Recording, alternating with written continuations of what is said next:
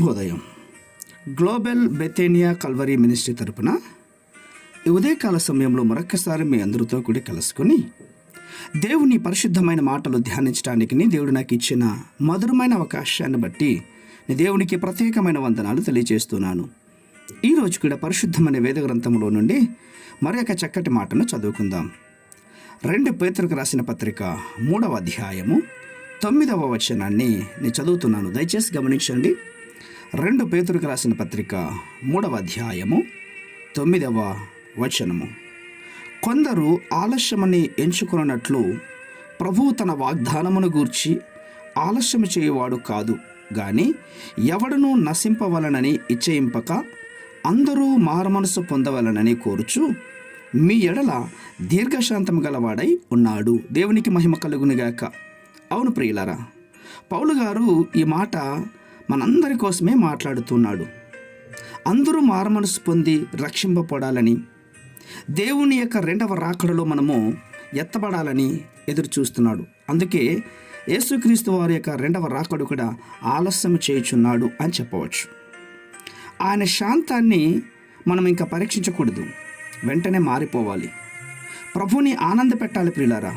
మన రక్షకుడు యేసుక్రీస్తు తోటిమాలిగా మన పక్షాన ఈ సంవత్సరం కూడా ఉండాలని చెప్పేసి తండ్రికి విజ్ఞప్తి చేశాడు. మరో సంవత్సరంలోనికి మనము అడుగు పెట్టబోతున్నాం తెలుసా? అవును, ఈ సంవత్సరం సద్వినియోగం చేసుకున్నట్లుగా రాబోయే సంవత్సరంలో కూడా మనము మారుమనసు లేకుండా జీవించకూడదు. అందరూ మారుమనసు పొందుకోవాలి. అదే అనుకూలమైనటువంటి సమయం. ఇప్పుడే రక్షణ దినమని నువ్వు ఈ క్షణంలోనే ప్రభు సన్నిధికి చేరాలి అని మనవి చేస్తుంటున్నాను. ఎందుకంటే ఏశావు ఆలస్యం చేశాడు.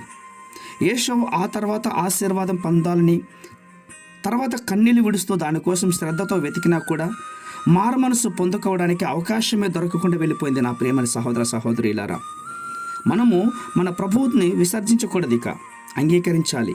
రక్షణకు ఆశీర్వాదకరమైన సంవత్సరముగా రాబోచున్న సంవత్సరం మనకు మారునుగాక.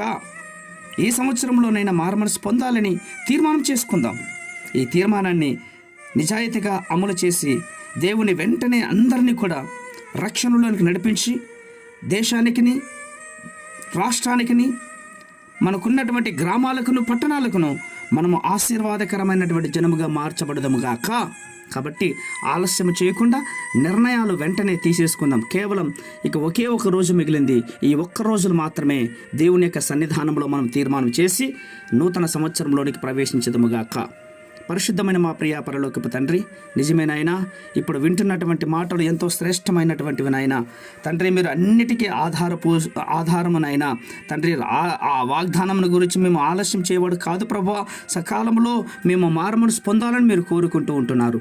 ఈ మాటలు వింటున్న బిడ్డలందరూ కూడా ఒక మంచి తీర్మానానికి వచ్చేటకు మీరు సహాయం చేసి మహిమకరంగా నడిపిస్తారని విశ్వాసముగా నమ్ముచు చిన్న ప్రార్థనను మా రక్షకుడిని యేసయ్య నామమున అడిగి వేడుకుని పొందించున్నాం మా తండ్రి. ఆమేన్, ఆమేన్, ఆమేన్.